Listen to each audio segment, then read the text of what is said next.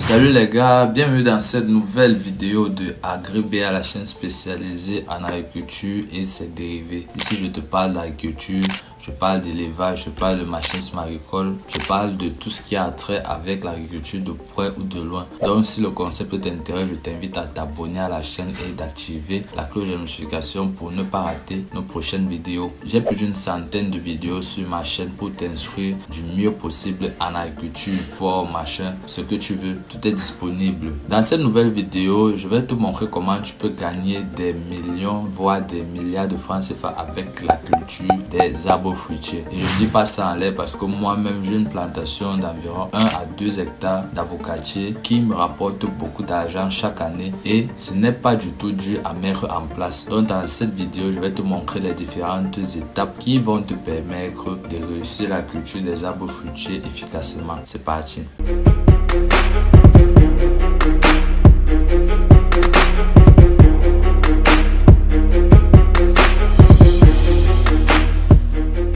La culture des arbres fruitiers, comment ça marche? Tout d'abord, je voudrais te dire que les arbres fruitiers ne se comportent pas comme les cultures de 3 mois ou encore de 6 mois, comme par exemple la tomate ou le manioc, qui ne nécessitent pas la mise en place d'une pépinière au préalable. Ça veut dire que tu peux faire une pépinière de tomates, mais ce n'est pas obligatoire. Alors que la première étape pour faire une culture d'arbres fruitiers, c'est la mise en place d'une pépinière. Soit tu peux la faire toi-même, ou encore tu peux acheter les plants déjà faits auprès d'un producteur. Il existe des dizaines voire des centaines de producteurs de pépinières, mais il faut faire un tri entre les bonnes variétés et les mauvaises variétés. Tu dois être capable de déterminer quelle est la variété qui est appropriée en fonction de la zone et du climat dans lequel tu te trouves. Il faut aussi faire la différence entre les variétés parce que certains agriculteurs vont te proposer certaines variétés alors que ce n'est pas de ça qu'il s'agit, seulement pour vite vendre et écouler rapidement leurs marchandises. Donc si tu ne connais pas comment différencier les variétés, soit tu peux faire appel à un professionnel, soit tu peux t'entraîner à voir quelles sont les spécificités de chacun et de chacune pour pouvoir mettre ta pépinière en place. Souvent même on préconise de faire 2 à 3 variétés par parcelle pour que si par exemple une maladie attaque telle parcelle, il se peut que ce ne soit pas aussi en train d'attaquer une autre variété. Donc c'est pour ça qu'on dit souvent de un peu faire un petit mixage de 2 ou 3 variétés et c'est également ce que j'ai fait. Après la mise en place de la pépinière, il faut choisir un terrain approprié pour ta culture. Le terrain approprié, c'est déterminer les caractéristiques de ton sol, caractéristiques, propriétés, c'est-à-dire les éléments nutritifs. Est-ce que ta parcelle est riche en éléments nutritifs? Est-ce qu'il nécessite d'apporter des engrais soit naturels, engrais chimiques, permettre le bon fonctionnement, pour permettre la bonne croissance des arbres fruitiers. Souvent même, avant de mettre en place tes plants d'arbres fruitiers dans ta parcelle, on préconise souvent de mettre des fientes de porc ou de poule pour permettre d'accélérer cette croissance de tes plants là pendant ces premières années, et ce quelle que soit la nature de ton sol. Mais si c'est une nouvelle parcelle que tu viens d'enlever, les arbres que tu viens de défricher,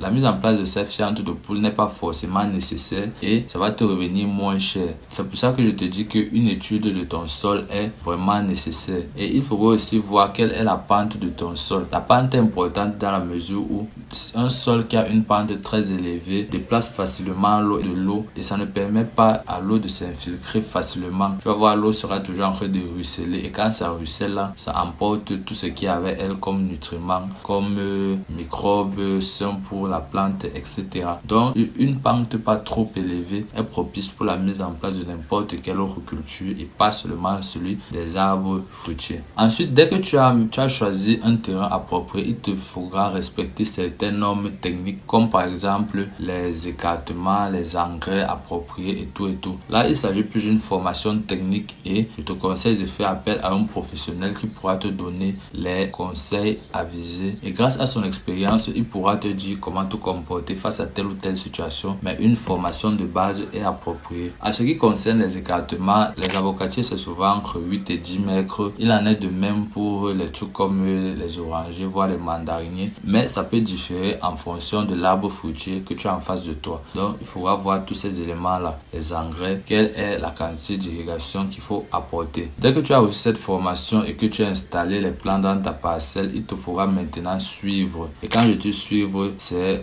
regarder comment se comportent tes arbres. Est-ce que tous les plants vont donner? Je ne suis pas sûr parce que le taux de réussite souvent pour que tes arbres fruitiers tiennent est souvent de 80-90%. Ça veut dire qu'il y a une partie qui ne va pas donner, soit parce qu'il y a la présence de champignons et autres dans cette partie-là de ton terrain, ou soit à cause d'un autre élément qui nous échappe. Mais il y a généralement une perte minime que tu dois observer dans ta parcelle à récolte. Mais ça n'empêche que la majeure partie réussit souvent. Et ce grâce au fait que tu suis efficacement tes plantes. Il faut voir certains symptômes préconisateurs de maladies, comme par exemple l'apparition de taches au niveau de tes plantes d'arbres fruitiers, l'apparition de ceci, de flétrissement. Quel est le remède que je peux ajouter pour que cette maladie-là disparaisse? Parce que dès que tu vois les symptômes là, il faut déjà savoir quoi appliquer, c'est-à-dire soit le lendemain, soit quelques temps après, pour éviter que la maladie ne se propage. Parce que le plus souvent, les maladies fongiques ou les maladies dues à des insectes sont très contagieuses. Contagieuses pour fongiques et pour les insectes parce que les insectes se déplacent et il faut trouver des moyens pour les arrêter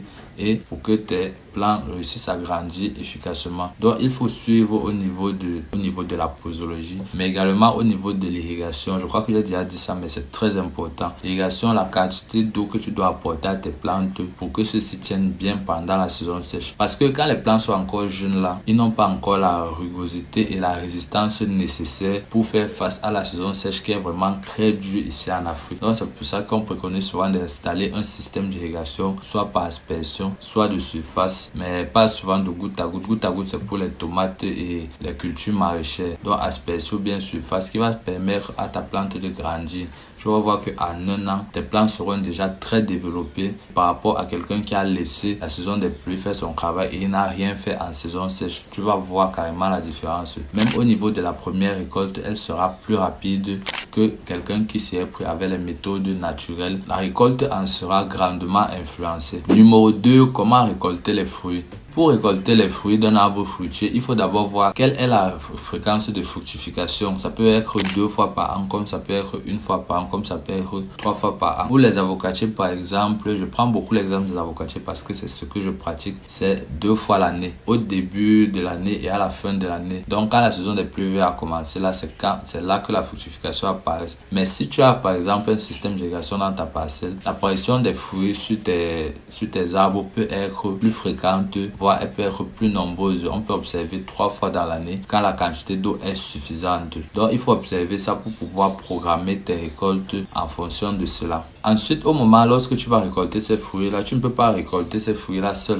Donc, il faut faire appel à un personnel approprié qui pourra récolter efficacement et rapidement des fruits. Parce que si tu récoltes tes fruits avec un petit nombre de personnes, tu prends le risque d'avoir des pertes en champ parce que tu as oublié telle zone, ou soit parce que ceux-ci veulent vite finir, ou soit.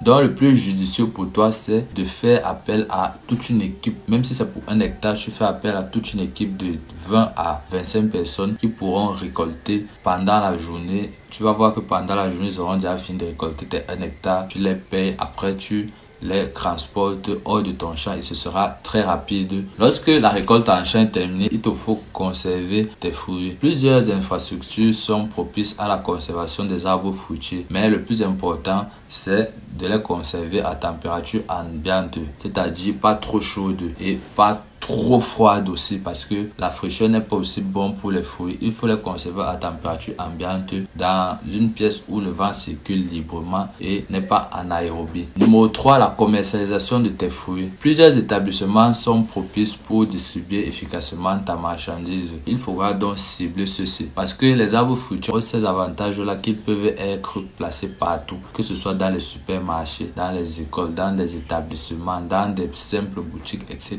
Tout ce que tu as à faire, c'est d'aller discuter avec ces gérants-là et de leur proposer ta production. Avant même que celle-ci ne soit récoltée, tu dois déjà aller chez des particuliers, tu leur dis que tu proposes telle quantité de fruits pour tel montant et dans telle ou telle période, je peux venir te livrer ceci. Et après, ils te donnent l'argent qui va avec. Donc, les fruits ont cet avantage-là qu'ils sont un peu, on peut dire quoi, ils ont cet avantage-là qu'ils sont un peu passe-partout. Donc, tu peux les proposer à n'importe qui. Et quand tu les proposes à n'importe qui, il faudra maintenant choisir si tu veux les fournir en gros ou bien en détail. Bon, selon moi, si tu es producteur, le plus judicieux, c'est de les proposer en gros. Même si c'est vrai qu'en détail c'est plus bénéfique, mais le temps d'écouler toute ta marchandise, surtout si c'est une grosse production là, il te faudra au moins sur plusieurs boutiques. Si tu possèdes déjà plusieurs boutiques, ça va, tu peux proposer en détail. Mais en gros, si tu veux vite te débarrasser de ta production, le mieux c'est que tu partes chez certains grossistes qui pourront acheter en gros ta marchandise. Il faut aussi noter qu'en Afrique, ici chez nous, le prix de nos produits est multiplié par 2 voire par 3 quand on les vend hors de l'Afrique, c'est-à-dire quand on procède à une exportation de nos produits agricoles. Je ne dis pas que c'est la meilleure des choses parce que tu peux rencontrer des difficultés au niveau de la logistique, mais généralement quand tu réussis à écouler ta marchandise à l'étranger, elle devient plus chère et du coup tu auras une meilleure marge que si tu la vends ici dans le local. Donc l'exportation est un moyen de gagner plus d'argent. Je ne te dis pas que c'est le seul, mais c'est un moyen efficace. Si on prend l'exemple d'une culture comme l'avocat, elle peut te générer à l'hectare environ 30 voire 50 millions de francs CFA à l'hectare, je t'ai bien dit. Et ce, si tu respectes toutes les étapes que je viens de te citer dans cette vidéo. Si tu veux en savoir plus avec la culture des arbres fruitiers, je t'invite à me contacter sur les différents réseaux sociaux pour que je te donne des conseils appropriés ainsi qu'un suivi détaillé. N'oublie pas de t'abonner à la chaîne pour rester connecté. C'était Afana Darius de la chaîne AgriBA. Je te dis à la prochaine.